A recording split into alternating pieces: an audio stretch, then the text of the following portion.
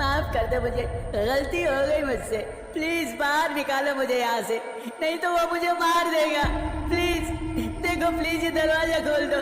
बदले में तुम अपने परिवार का जो भी सामान है उसे ले जाना। अच्छा, तुम्हें जो भी चाहिए ले लेना, पर मुझे बचा लो, मुझे बचा लो। ये दरवाजा खोल दो प्लीज, ये दरवाजा खोल दो। रसूल उस माल गोदाम में बने छोटे से दरवाजे की जालीदार खिड़की से लगातार चीख रहा था, पर बाहर खड़ी महिला उसकी कोई मदद नहीं करती। बस बुत बनी उसकी बेचैनी को देखकर मुस्कुराती रहती है। कुछ देर में रसूल ऐसे चीखता है जैसे कोई उसे मारने आ रहा हो। वो बार बार दरवाजे पर हाथ पीटकर उस औरत से मिन्नतें करता है। तभी वो औरत दरवाजे की ओर बढ़ती है। बस बस थोड़ा और आगे आइए, थोड़ा और, दरवाजा खोल दीजिए। नहीं नहीं नहीं, प्लीज ऐसा मत कीजिए। कहाँ जा रही हैं आप? प्लीज मुझे मरने के लिए मत छोड़िए, प्लीज। उन चीजों के बारे में जानना कितना दिलचस्प होता है ना, जिन पर हमारा कोई बस ना हो, जो हमारी पहुंच से एकदम बाहर हो। जैसे सुनसान रातों में भूतों की कहानी, और किसी ऐसे वीरान बंगले के बारे में जानना जहां रात के अंधेरे में आत्माएं भटकती हैं। हमारी आज की कहानी भी कुछ ऐसी ही वीरान जगह के बारे में है, जहां पर होने वाली घटना की चीख उसी के वीराने में दब जाती है। नमस्कार दोस्तों, मैं आपका प्यारा मिस्टर नॉटी, और कब्रिस्तान के ताबूत के बाद आपके लिए लेकर आया हूँ एक नई कहानी जो प्रेरित है कैबिनेट ऑफ क्यूरियोसिटी से। और इस कहानी का नाम है माल गोदाम, जिसके लेखक हैं पंचम प्रकाश। अरे रसूल मियाँ, मैं बता रहा हूँ, आपने इस नीलामी में आकर 4 चांद लगा दिए, वरना इस खंडर गोदाम के लिए कौन देता है मोटी रकम। हमने सुना कि इस गोदाम से कीमती सामान ढोया जाता था, और सभी चीजें आज भी यही रखी हुई है। अरे बिल्कुल जनाब, रखा है सब सही सलामत अंदर ही, पर कहते हैं कि श्रापित है सब चीजें यहाँ पर। अरे उसकी चिंता हम पर छोड़ दीजिए जनाब, आप बस अपना कट लीजिए और दफा हो जाइए मिस्टर ब्रोकर। धन्यवाद रसूल मियाँ, और माँ कसम बता रही हूँ, अंग्रेजी में ब्रोकर कहकर आपने इस महेश दल्ले की इज्जत बढ़ा दी है।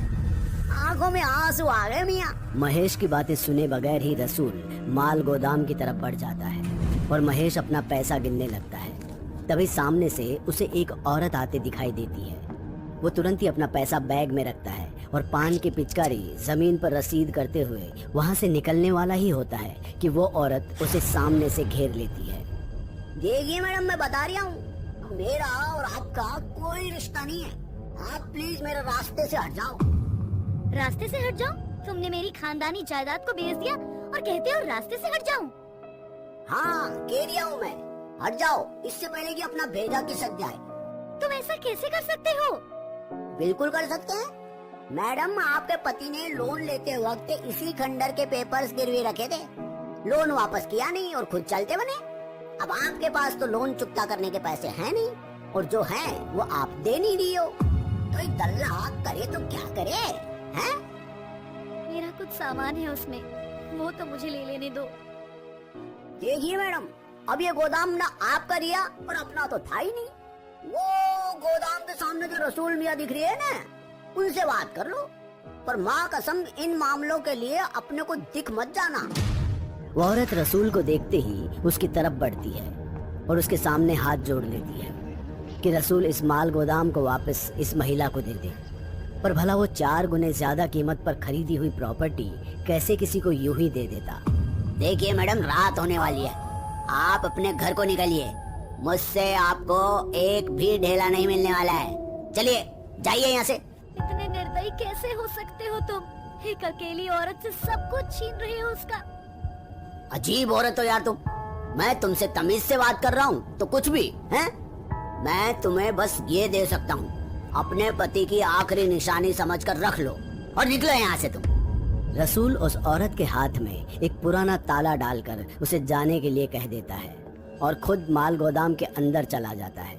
अंदर घुसते ही जैसे ही उसने लाइट जलाई, उसे ऐसा लगा जैसे कि वो कई दशक पहले जा पहुंचा है, क्योंकि गोदाम के अंदर पुराने सामानों का अंबार लगा था। रसूल इतने सारे एंटिक सामान को देखकर खुश हो जाता है, पर अगले ही पल उसकी सारी खुशियां धुआं हो जाती है, क्योंकि माल गोदाम बाहर से जितना बड़ा था, अंदर से उतना ही छोटा। कहाँ फंस गया यार मैं, लगता नहीं पैसा वसूल होगा। खैर देखते हैं कितना माल निकलता है। जनाब रसूल, काम पर लग जाइए। रसूल खुद से सब कुछ कहता हुआ कीमती सामान इकट्ठा करने लगता है और बाहर उसे अपनी गाड़ी पर लाद तेजी से निकल जाता है। रसूल कुछ दूर ही आगे बढ़ता है कि अचानक से उसकी गाड़ी के सामने वही औरत आ जाती है। रसूल अपने पाँव का सारा जोर ब्रेक पर लगा देता है और उसका सिर सीधे जाकर स्टीयरिंग से टकरा जाता है। रसूल जैसे तैसे खुद को संभालता हुआ गाड़ी से बाहर निकलता है और उस औरत के सामने जाकर उस पर चीखने लगता है, लेकिन उस औरत पर जैसे रसूल की किसी बात का कोई असर नहीं हो रहा था। वो रसूल को खुद पर चीखते हुए देख मुस्कुरा रही थी और फिर उससे नजरें फेरकर वहां से चलती बनी।